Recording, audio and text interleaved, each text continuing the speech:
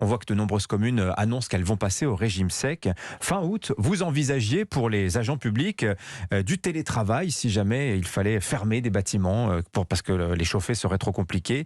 Les syndicats l'ont pas du tout bien pris. Ils y ont vu une sorte de report de consommation sur les ménages. Est-ce que ça fait toujours partie des pistes envisagées ? Non, mais d'abord, je vais vous répondre précisément, mais le premier message, c'est que si collectivement on fait des efforts de sobriété qui sont exactement dans le sens de l'histoire, parce que tout ça, c'est évidemment lié à la planification écologique qu'on doit mener pour arriver à une société décarbonée. Mais si on commence fort dès cet hiver et que collectivement, on réduit de 10% notre consommation, alors on passera à cet hiver. C'est un gros effort, 10%. C'est un gros effort collectif. Je pense qu'il peut être atteignable par beaucoup de gestes du quotidien, par une forme de discipline collective. C'est 30 fois les économies d'énergie qu'on fait chaque année depuis 20 ans quand même. Et il peut être atteignable si ceux qui ont les plus forts impacts sur la consommation d'énergie, je pense aux entreprises, je pense évidemment aux administrations, commencent pour eux-mêmes par faire ce travail-là. Oui. Donc moi je pense que c'est pour ça que c'est très important que dans ce plan de sobriété, qu'on aura l'occasion de présenter pour l'État début octobre, d'ici quelques jours maintenant, on montre aux Français qu'on commence par nous-mêmes. On sera plus crédible. Oui. Ensuite, pour conseiller à chacun, on ne le fera pas de façon coercitive, de faire des efforts du quotidien.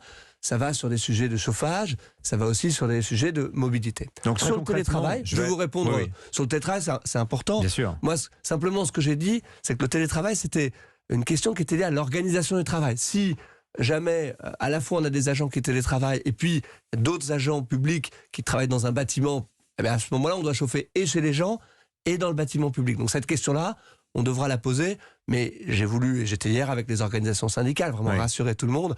Moi, j'imposerai jamais un plan de télétravail national subi de façon homogène dans tous les services publics. Ça n'aurait pas de sens, parce que chaque service s'organise différemment. On comprend qu'un plan efficace d'économie d'énergie vous impose quand même d'être radical. C'est soit on met tout le monde dans les bureaux, soit c'est tout le monde chez soi. C'est pas forcément radical. Moi, je pense qu'un plan de sobriété pour la puissance publique qui fonctionne, c'est un plan qui est crédible vis-à-vis des administrations elles-mêmes.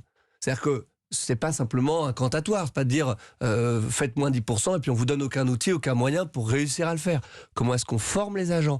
Comment est-ce qu'on les accompagne ? Comment est-ce qu'on déploie des énergéticiens dans les différentes administrations pour concrètement aider chaque service, des énergéticiens, chaque administration. Oui, ce sont des métiers qui existent, voyez. C'est-à-dire des gens qui vont vous dire comment on règle la clim, les deux mains dans la chaudière et qui vérifient si les choses sont bien réglées, si on peut pas installer ici ou là un thermostat intelligent, par exemple. Vous voyez, pardon d'être aussi concret que ça, mais c'est ça un plan de sobriété réussi. Et puis un plan de sobriété réussi, c'est un plan qui est crédible vis-à-vis des agents eux-mêmes. Vous voyez, avant l'été, moi j'ai pris une décision qui était d'élargir ce qu'on appelle le forfait mobilité durable. Rembourser les salariés qui décident de prendre des mobilités douces pour venir au travail. Mais avant, s'ils avaient un transport en commun, ça, c'est du long on ne pouvait pas le cumuler. C'est fini. Donc il y a beaucoup plus d'agents publics qui pourront en bénéficier. Mais vous voyez, ce type de petites mesures, ça nous rend plus crédibles pour déployer notre plan. Mais là, dans l'urgence de l'hiver qui approche, imaginons qu'il soit très froid, est-ce qu'il y a des mesures un peu radicales sur la table du style, je vous pose la question très directement, une forme de confinement énergétique ? On reste chez soi parce que chauffer les lieux de travail, ce serait trop gourmand en énergie. Moi, ce que je crois, c'est que si on déploie, je dirais par nous-mêmes, de façon non subie, les bons efforts, alors on pourra passer l'hiver. Mais ce que je souhaiterais miser sur les bonnes volontés, donc. Bonne volonté, organisation, et je vous ai donné quelques éléments, il y en aura d'autres. Il n'y a pas de mesures coercitives sur la table. Voilà, qui nous rendent crédibles. Moi, je pense que ce qu'il faut faire, c'est à la fois pour les Français, mais aussi pour les administrations et les agents de la fonction publique, c'est accompagner tout le monde, leur donner des outils, y compris les former. Moi, je commencerai début octobre à déployer un grand plan de formation pour former dans toutes les administrations du pays les décideurs, les chefs de service, ceux qui ont des leviers.